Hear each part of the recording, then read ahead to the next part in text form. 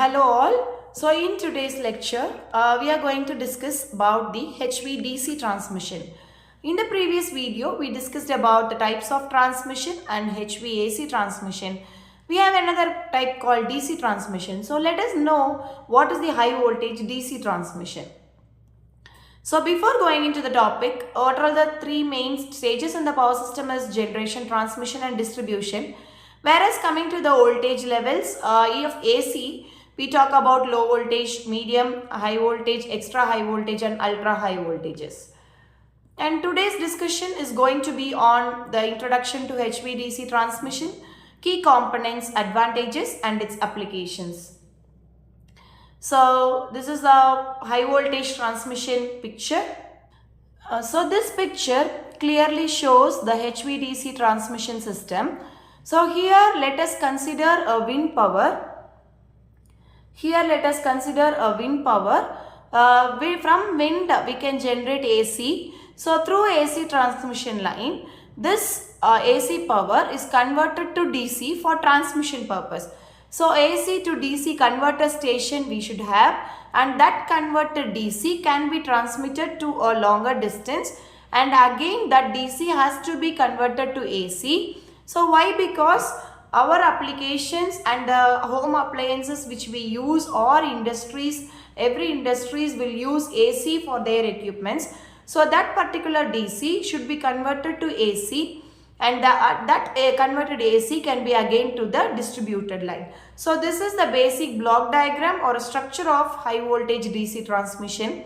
So which is, let us consider any input source like wind which generates AC, and that generated AC is transmitted and it is converted to DC in an AC to DC converter station, and that converted DC will be transmitted for a longer distance, and that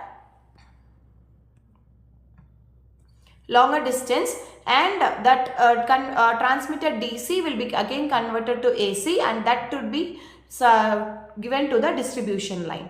So HVDC transmission involves transmitting electrical power using direct current at high voltages. And here are the key components of HVDC transmission system. Whereas we should use converters, which is thyristor based converters, voltage source converters, and that converter station it will be given to the HVDC system. Whereas in the output it may be DC transmission line, which is overhead or underground transmission lines. So this is the basic components of the HVDC transmission system. So we have some disadvantages like long distance transmission.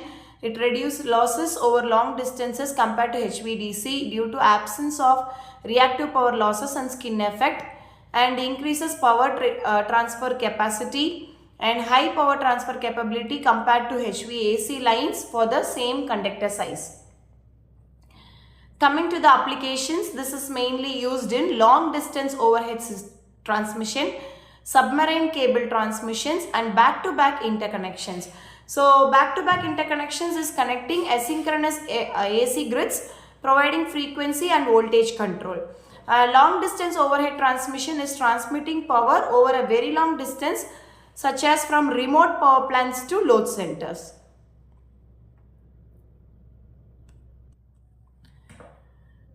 Let us summarize about the HVDC transmission.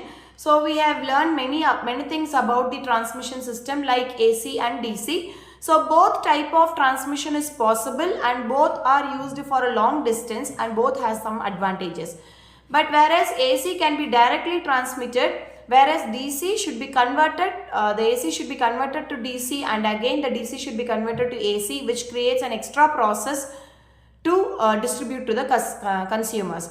So in the introduction part we learnt about the transmitting power using direct current and high voltages. Its advantages is mainly used for long distance transmission, and the reactive losses will be very minimum, no skin effect in HVDC systems.